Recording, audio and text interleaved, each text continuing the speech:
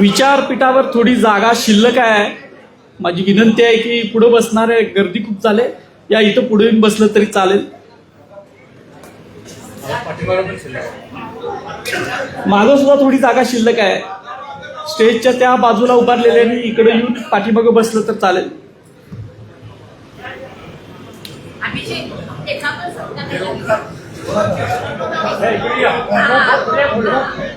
कारण कुणाचा राहिला? ओंकार पुढे आमच्या ओंकारचा सत्कार राहिला. मी स्वतः पुढे येऊन करतो.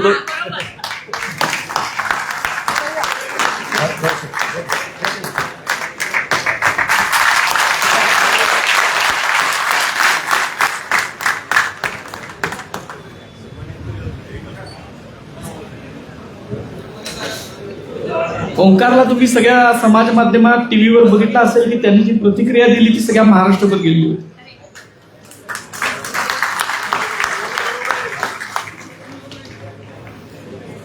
शककर्ते युगपुरुष छत्रपती शिवाजी महाराज, राजमाता जिजाऊ साहेब,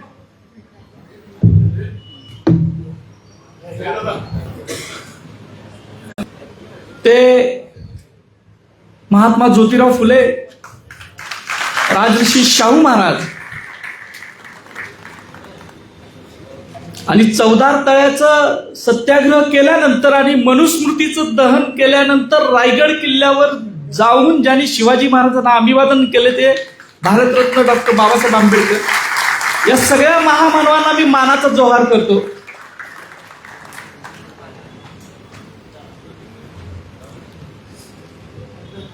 राहत इंदोरींची एक कविता म्हणा, शायरी म्हणा, ती वारंवार मला आठवत असते.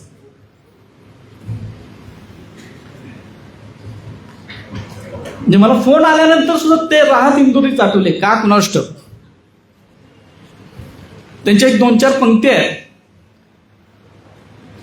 वो कह रहा है कि कुछ दिनों में मिटा के रख दूंगा नस्ल तेरी. वो कह रहा है कि कुछ दिनों में मिटा के रख दूंगा नस्ल तेरी. है उसकी आदत डरा रहा है उसकी आदत, इथं थोडस बदल करतो, है उनकी आदत डरा रहे है मेरी फितरत डरा नहीं हूं, है मेरी फितरत डरा नहीं हूं. कारण या निडरतेच्या पाठीमागं तुमच्या सगळ्यांची ताकद आहे. कोल्हापूरच्या लाल मातीची आणि पंचगंगेच्या पाण्याची ही ताकद आहे. असे अनेक कुठले कुठले कर येतात, अनेक वेळेला धमक्या वगैरे देत असतात. कुठं त्याची वाच्यता सुद्धा मी करत नाही. पण महिन्याभरापूर्वी माझे मित्र आहेत हर्षल, त्यांना माहित आहे की या फोन यायच्या अगोदर आठवडाभर काही जमीर जागृत असणारी, म्हणजे स्वतःचं मन जागृत असणारी काही माणसं महाराष्ट्रात आहेत. पोलीस दलात सुद्धा आहे. त्यांचं नाव नाही मी सांगत, कारण अशी माणसं ओपन केली नसली पाहिजेत असं मला वाटतं. त्यांचा मला फोन आला आणि त्यांनी मला काही गोष्टींचे संकेत देऊन ठेवलेले होते की काही घडू शकतं, काय होतंय ते, काय संकेत दिले तो दा भाग आलाय ना. आणि त्यानंतर बरोबर 4-5 दिवसानं हा एक फोन आला. मित्रांनो, मी माझा फोन कधीच रेकॉर्डला ठेवत नाही, कारण आपल्याला तशी गरजच लागत नाही. त्या दिवशी फोन आला, त्या दिवशी सुद्धा माझा फोन काही रेकॉर्डला नव्हता. पण फोन रेकॉर्ड करायच्या अगोदर सुद्धा जे काही मिनिटं संभाषण झालं त्यानंतर मला असं वाटलं की आपण हे रेकॉर्ड केलं पाहिजे, कारण काहीतरी गंभीर विषय हा व्यक्ती बोलतोय. आणि म्हणून मी ते फोन रेकॉर्ड केले. 12:04 मला फोन आला. त्याच्या अगोदर 2 फोन येऊन गेले. मी पहिला व्हॉट्सअप कॉल कट केला, त्याच्यानंतर एक फोन घेतला, त्यानंतर कट केला, त्याच्यानंतरचा फोन मात्र मी रेकॉर्ड केला. आणि फोन झाल्यानंतर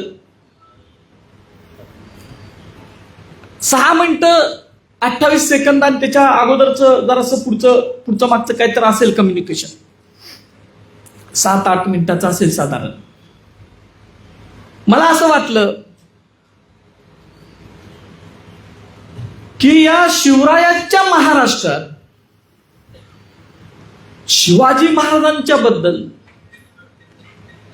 एवढ्या खालच्या पातळीला जाऊन कोण विचारच करत कसा असेल याची मला अस्वस्थता निर्माण झाली. आणि त्यानंतर मग मी निर्णय घेतला. माझ्या कुणालाही विचारलं नाही, माझ्या सत्सग विवेक बुद्धीला जे पटेल तो निर्णय होता आणि मी तो व्हायरल केला. मला खरं तर व्हायरल सुद्धा करता येत नव्हतं. मी माझ्या एका मित्राला पाठवलं, त्याला रात्री उठवलं, त्याला सांगितलं की बाबा हे जोडून दे, मला येत नाही हे करायला. त्यानं दिला आणि मग मी तो पहाटे व्हायरल केला फोन.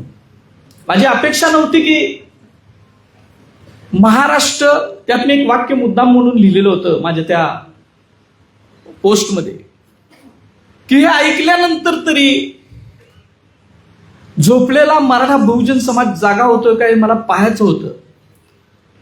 आणि खरोखर शिवरायांचं रक्त महाराष्ट्रामध्ये अजून जिवंत आहे याची प्रचिती मला आली.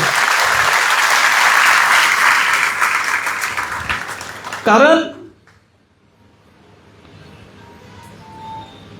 या गेल्या 10 वर्षामध्ये व्यक्त होणं, बोलणं, तुम्ही बघा महाराष्ट्राचं समाज जीवन काढा, किती लोक धाडसानं बोलतात बघा. आमच्या इथं आहेत, किरणराव आहेत, विजयराव चोरमारे सर आहेत. अशी हाताच्या बोटावर 10 जी बोट आहेत ना, तेवढी सुद्धा लोक तुम्हाला सापडणार नाहीत की जी धाडसानं बोला लागलेत.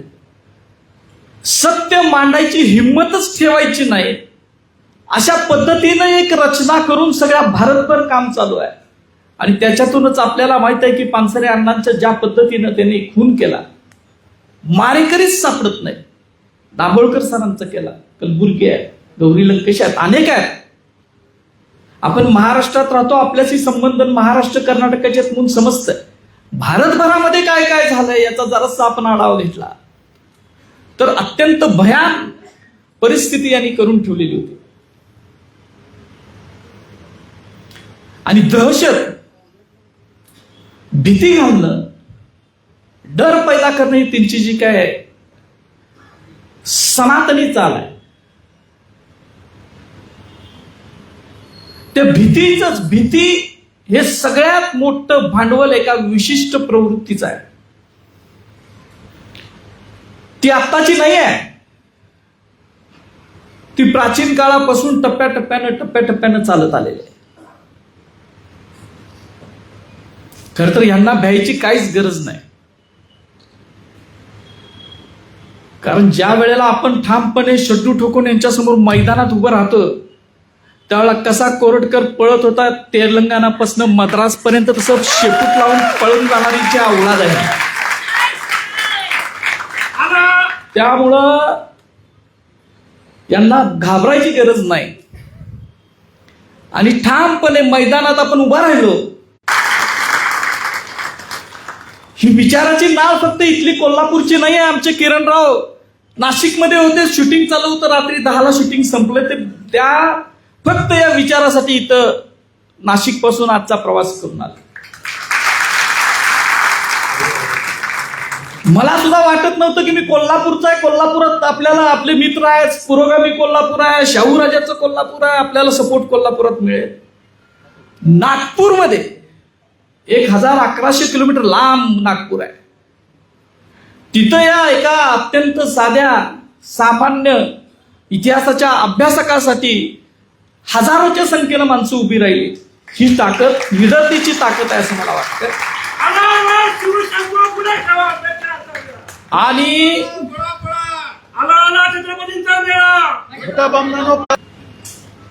किरणराव, मी इतिहासाचा अभ्यासक आहे. ज्यांनी तलवारीच्या जोरावर अफजल खानासारखे महाशत्रू मारून फाडून काढले, त्या शिवरायांची अवस्था सुद्धा धर्ममार्तंडांनी काय केली होती, राज्याभिषेकाचा इतिहास वाचतो त्यावेळेला आपल्याला समजून येतं.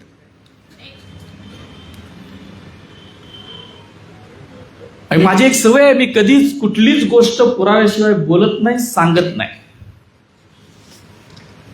आणि म्हणून खूप मोठी यंत्रणा कामाला लावली तरी मी मांडलेलं सत्य त्यांना खोडता येत नाही, कारण सत्यमेव जयते ते ब्रीद आहे. आणि शाहू महाराजांची मुद्रा आहे की सत्यच सत्यम. राजर्षी शाहू महाराजांच्या मुद्रेचं जे बोधवाक्य आहे ते सत्यच सत्यम आहे, ते कायम आपल्या डोक्यात असतं. आता फोन का आला? तत्कालिक कारण जे घडलं ते छावा या सिनेमाचं घडलं. तत्कालिक कारण घडलं हे खरं तर मी माझ्या अनेक मित्र मैत्रिणी कायम बोला, कशाला 17 वेळा तुम्ही कशाला अंगावर घेताय, वाघ नका नाहीत, हे नाहीत, ते नाहीत, गप आपलं इतिहासाचं संशोधन करा, गप बसा, सुखानं खायला मिळतं खावा, अशी भूमिकेत सांगत. सरांनी प्रश्न विचारले, मी उत्तर दिली. जे काय फॅक्ट्स आहेत त्या मी दोन शिर्क्यांना खलनायक दाखवण्याचं काम हा सिनेमा करतो, हे आम्ही त्यातनं सांगितलं. जर शिर्के खलनायक खरंच असते तर छाचीटोपपणे मी सांगितलं असतं की नाही, संदर्भ असे सांगतात की शिर्क्याने गद्दारी केली, पण संदर्भ सांगत होते वेगळेच. सांगत होते की संभाजी महाराजांना पकडून कुणी दिलं, हे अस्सल संदर्भ लोकांसमोर माझ्या अगोदर अनेक जणांनी आणले. फक्त आता सोशल मीडियाचं जग असल्यामुळं सामान्य लोकांपर्यंत ते मी सांगितलेलं जास्त पोचलं. आणि त्यामुळं ज्यांनी संभाजी महाराजांचा त्यांच्या हयातीत बदनामीचा प्रयत्न केला, ज्यांनी शंभूराजांना पकडून औरंगजेबाकडे दिलं, ज्यांनी शंभूराजांना विष घालून मारायचा प्रयत्न केला, आणि शंभूराजे गेल्यानंतर सुद्धा नाटकातून, सिनेमातून, कथा कादंबऱ्यातून या अत्यंत पराक्रमी, अत्यंत विद्वान आणि अत्यंत समतावादी असणाऱ्या, मी हा शब्द मुद्दाम वापरतोय कारण शंभूराजे समतावादी का होते याचा इतिहास दाखला देतो. संभाजी महाराजांनी शिवाजी महाराजांच्या राज्याभिषेकाच्या वेळेला ज्या धार्मिक अडचणी होत्या त्यातून मार्ग काढला. गागा भटांच्या बरोबर बसून ते राज्याभिषेक पोथी जी निर्माण झाली, आणि त्यानंतर गागा भट यासारखा विद्वान जो काशीचा महापंडित ज्याला म्हटलं जातं, त्यानंतर त्या गागा भटानंच संभाजी महाराजांना एक ग्रंथ अर्पण केला, त्याचं नाव आहे समनयन. आणि संभाजी महाराजांची बदनामी का, हे ते समनयन मधलं शेवटचे जे काही 2-4 श्लोक आहेत ते वाचल्यानंतर समजतंय की त्यावेळेला शंभूराजांनी वेदमंत्राचा अधिकार हा सर्व वर्णांना दिलेला होता, असं स्पष्ट त्यात लिहून ठेवलं. हजारो वर्षातली ही क्रांती आहे.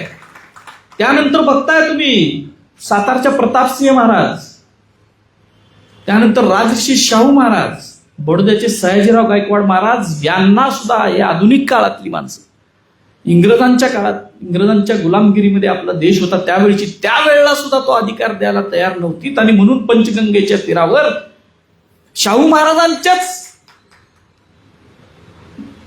आपल्या मदतीवर जगणारा, दिलेल्या भिक्षेवर जगणारा एक यत्कंचित भिक्षुक भट शाहू महाराजांना शूद्र म्हणत होता.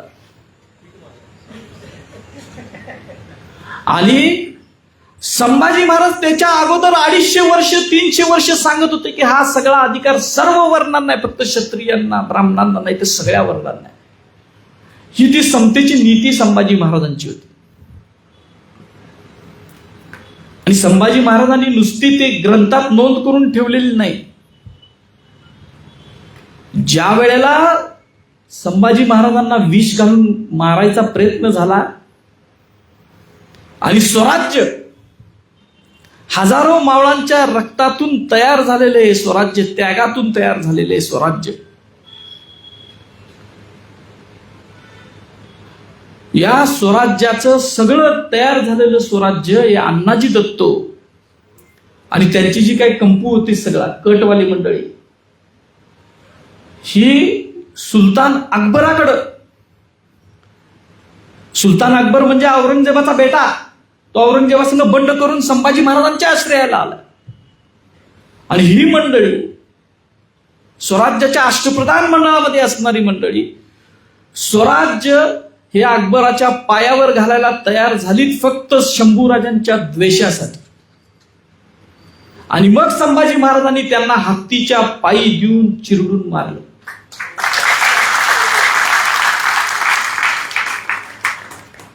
भारताच्या हजारो वर्षाच्या इतिहासात तुम्ही अनेक अभ्यासक आहेत, तुम्ही काढा,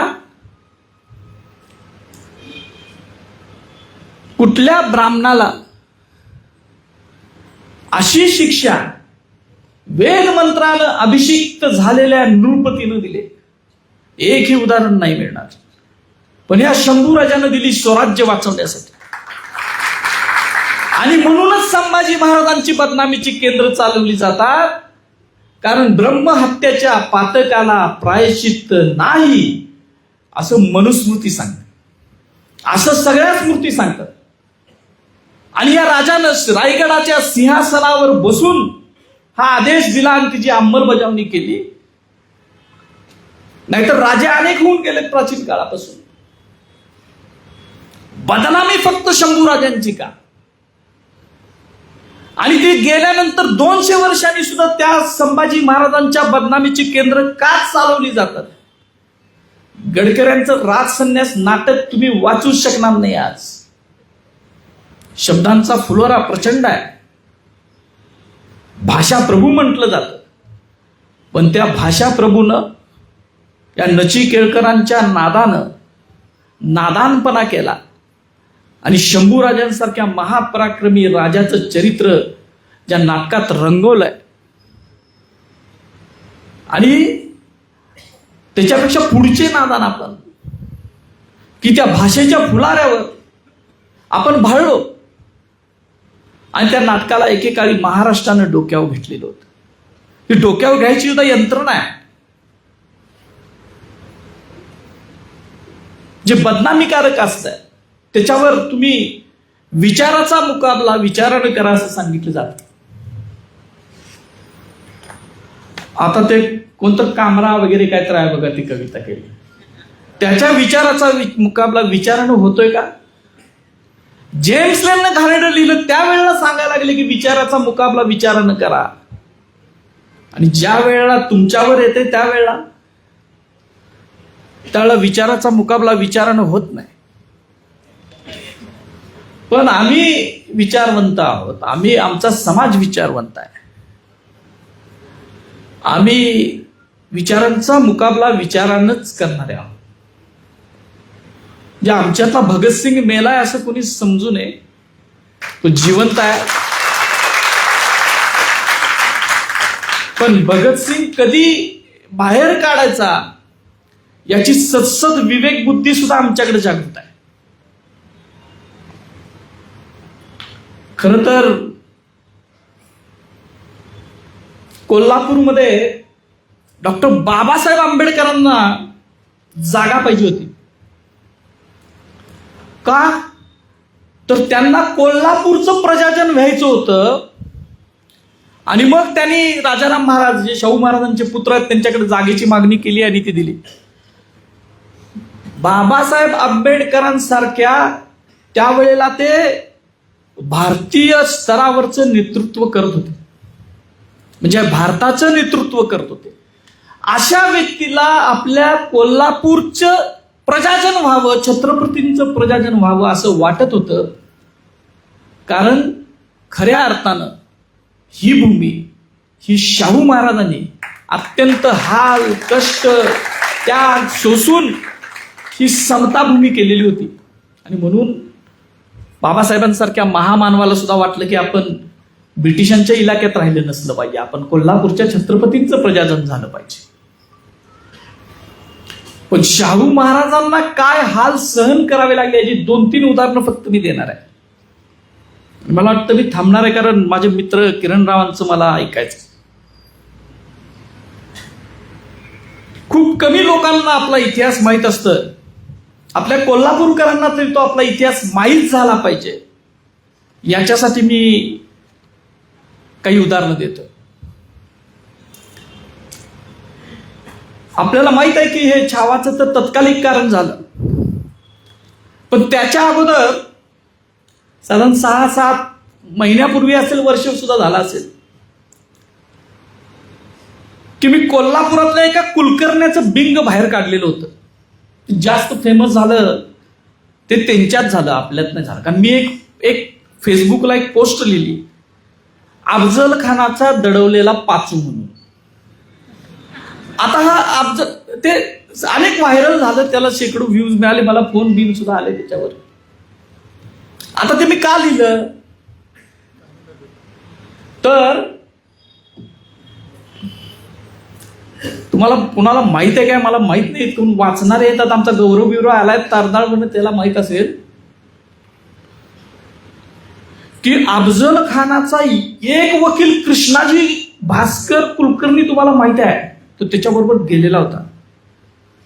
पण अफजल खानाचा दुसरा जो वकील आहे तो या कोल्हापूरचा कुलकर्णी होता. त्याचं नाव आहे नारो विश्वनाथ कुलकर्णी.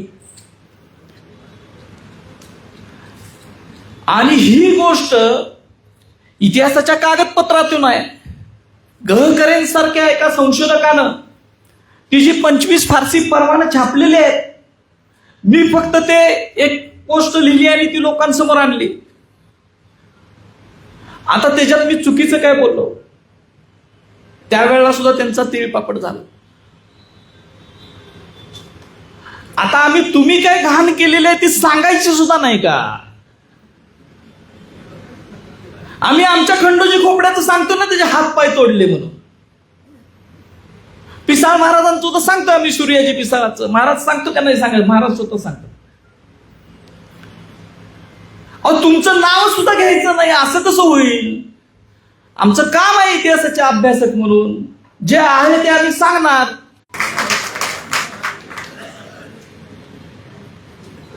आता हे मी काही कागद आणले. या पुस्तकाचं नाव आहे 20व्या शतकातील महाराष्ट्र खंड 1.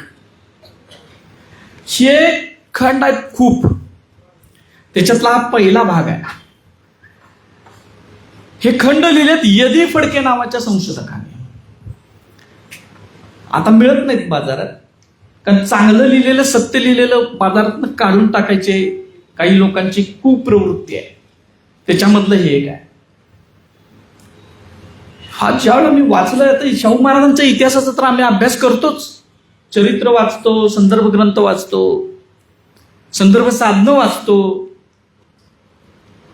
पण हे ज्या वेळेला वाचलं त्यावेळेला असं लक्षात आलं की भारतातल्या दहशतवादाची, बॉम्बस्फोट करणाऱ्यांची जननी आपलं कोल्हापूर असू शकतं.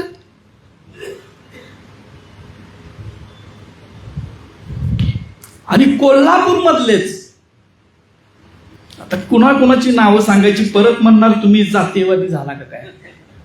पण आता हे जी लिहिलेलीच नाव आहे, तर माझ्या हे नाही. सेनापती बापट तुम्हाला माहित आहे, आपण सगळ्यांचा ऐकतोय. पहिला बॉम्ब निर्मिती करणारा माणूस कोण असतो? सेनापती बापट आहे. आणि त्यांचं नाव गोविंद पांडुरंग बापट. हे पुण्याचे होते. त्यांचा पुतळा खरा आपण इथं लावून ठेवला, का लावलाय मला माहित नाही. तर ह्या पुण्याच्या बापटांनी बॉम्ब कसा तयार करायचा याचं प्रशिक्षण घेतलेलं होतं.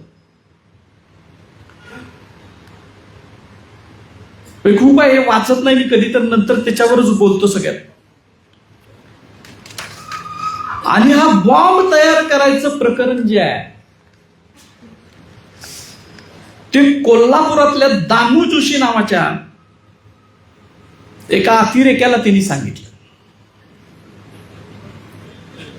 आता हा दामू जोशी हे खूप प्रसिद्ध पात्र आहे शाहू महाराजांच्या इतिहासातलं. ह्या दाम्यानं काय केलं? शाहू महाराज त्याला दाम्या म्हणायचे, मी नाही, शाहू महाराज म्हणायचे. तर ह्या दाम्यानं काय केलं की ह्या बापटाकडचे बॉम्ब घेतले आणि 1908 मध्ये शाहू महाराजांच्या कन्या राधाबाई उर्फ अक्कासाहेब महाराज, ज्यांच्या नावानं राधानगरी हे गाव वसलंय, त्यांचं लग्न होतं. या जुन्या राजवाडा, आता ज्याला आपण जुना राजवाडा म्हणतो, त्या जुन्या राजवाड्याच्या प्रांगणात ते लग्न होणार होतं. तर ह्यानी तिकडून 2 बॉम्ब फिरकीच्या तांब्यातले मागवले.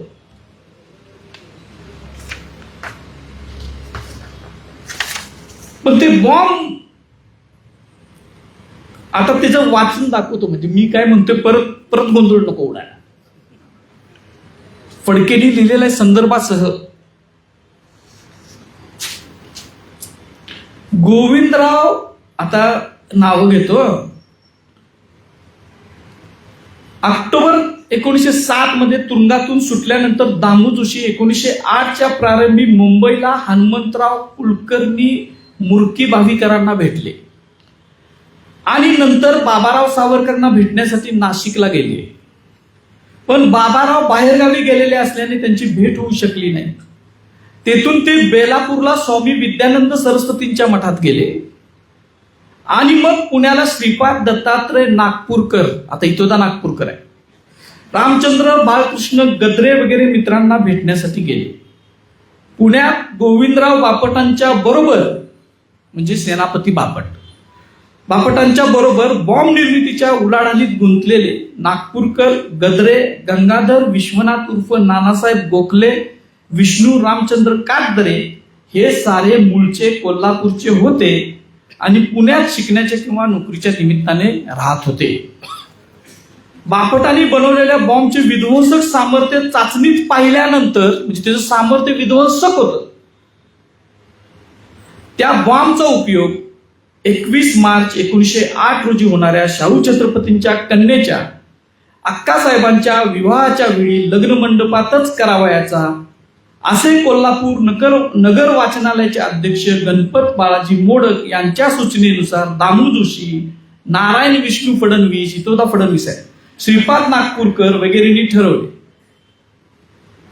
आता मग तो बॉम्ब त्यांनी ट्रंकेत दडवला आणि मग ती नानासाहेब गोखल्यांना दिली आणि फडणवीसांच्या स्वाधीन केली. पण तोपर्यंत विवाह होऊन गेला आणि शाहू महाराज सावध असल्यामुळे या बॉम्बचा स्फोट झाला नाही. 2 बॉम्ब फिरकीचे आणलेले होते, लक्षात ठेवा.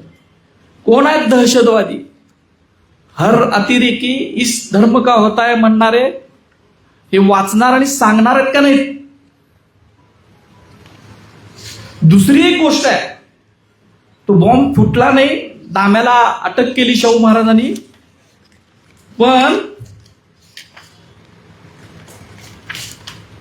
परत लक्षात ठेवा, शाहू महाराजांनाच बॉम्बनं उडवून द्यायचा प्रयत्न केला.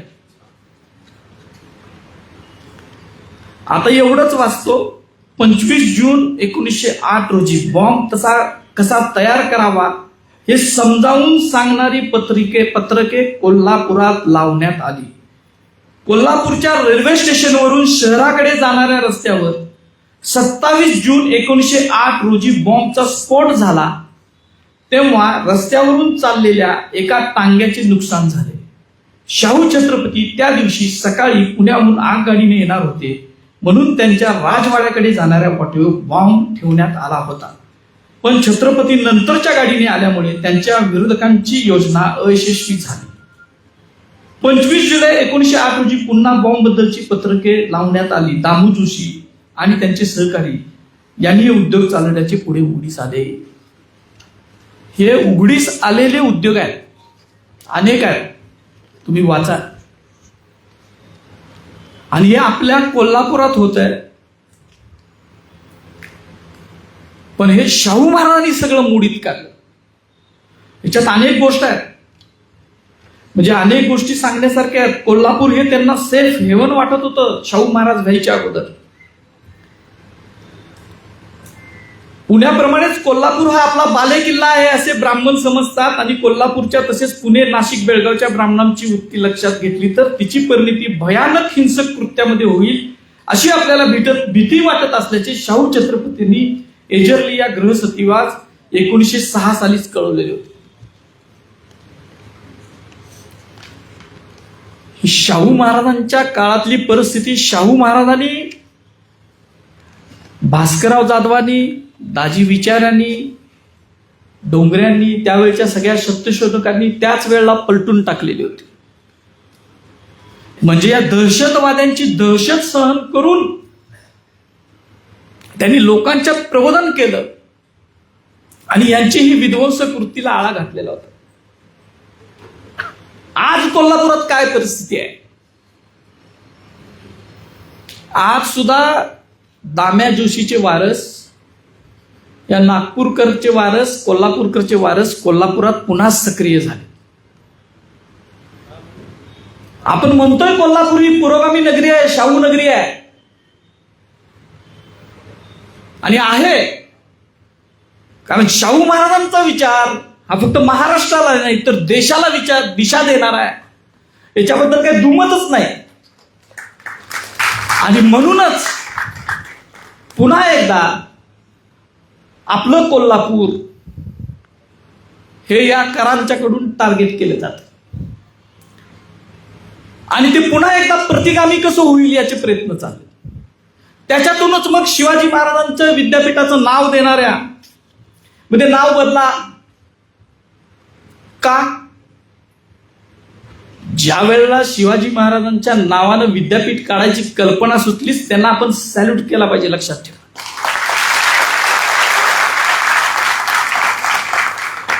अख्ख्या महाराष्ट्रात कोण माईका नाल उपजलेला नव्हता त्यावेळेला कोल्हापुरात हे विद्यापीठ आलं. बाळासाहेब देसाई असतील, अनेक मंत्री आहेत, यशवंतराव असतील, हे काही शिवप्रेमी नव्हते. ज्यांनी 4 भाषामधलं, 4 खंडातलं पहिलं इंग्लिशमधलं शिवचरित्र लिहिले ते प्रोफेसर बाळकृष्ण. त्यांची संकल्पना होती की शिवाजी महाराजांच्या नावाने हे विद्यापीठ असावं, त्याचं नाव शिवाजी युनिव्हर्सिटी असावं असं त्यांनी स्वतः लिहून ठेवलं. ते शिवप्रेमी नव्हते. ज्यांनी महाराणी ताराबाई साहेबांचा, ज्यांनी राजश्री शाहू महाराजांचा इतिहास आपल्या समोर आणला, ते शिवाजी विद्यापीठाचे पहिले कुलगुरू, महान इतिहास संशोधक आप्पासाहेब पवार शिवप्रेमी नव्हते. सगळी माणसं शिवप्रेमी होती. म्हणूनच त्यांनी शिवाजी महाराजांच्या नावाने हे विद्यापीठ स्थापन केलं. नाव देण्यासाठी त्यावेळेला सुद्धा त्यांना वाटत होतं की पूर्ण नाव देऊया का. अनेक काट्याकूट झाले, अनेक चर्चा झाली, तो बोलायचा विषय नाही. जगातलं कुठलं विद्यापीठ दाखवा की ज्याच्या नावानं ते विद्यापीठ आहे, त्याच्या विद्यापीठाच्या समोर भला मोठा प्रचंड पुतळा उभा केलाय, आणि या शिवप्रेमी माणसाने उभा केला. शिवाजी म्हटल्यानंतर शिवछत्रपतींचा अपमान होतोय असं आपल्याच तरुणांना सांगून त्यांची माती भडकवायचं चाललंय. त्यांना आपण सांगितलं पाहिजे की अरे ही शिवप्रेमी माणसं होती. तुम्हाला अनेक विद्यापीठ काढायचं असेल तर केंद्रीय विद्यापीठ काढा, त्याला नाव द्या शिवकर्ते छत्रपती शिवाजी महाराज विद्यापीठ. तुमच्यात हिंमत असली तर दिल्लीला जाऊन सांगा त्या मोदी आणि शहाला.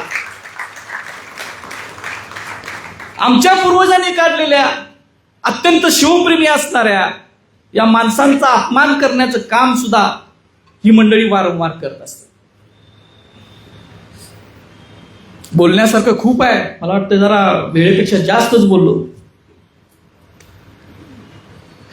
मला आता आपल्या सगळ्यांना फक्त एकच विनंती करायची.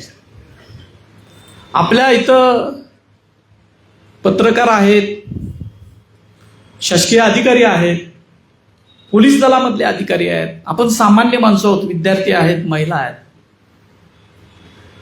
आपण खूप काय मोठी क्रांती करायची गरज नाही. आपण फक्त मला एवढंच वाटतं की आपण व्यक्त झालं पाहिजे आणि त्याचा आदर्श आम्ही आमच्या किरण दादाकडनं घेतला पाहिजे. किरण दादाने आपलं सगळं करिअर पणाला लावलं आणि ते व्यक्त व्हायला लागले. आणि त्यानंतर काय झालं हे आता स्वतःच ते सांगतील, ते जास्त बोलणार नाही.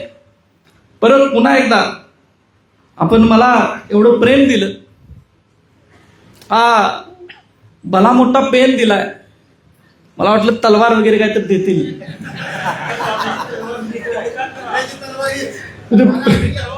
पण त्यांनी पेन दिल्यामुळे माझी जबाबदारी पुन्हा एकदा आता वाढवली. लेखणीची तलवार ही चालणार, मला माहित नाही माझी जीभ तलवारीसारखी चालते का नाही, पण ती सुद्धा चालणार. असे किती धमक्या येऊ देत, असे काय वाटेल ते करू देत, माझ्या ईडी लावण्यासारखं माझ्याकडे काहीच नाही.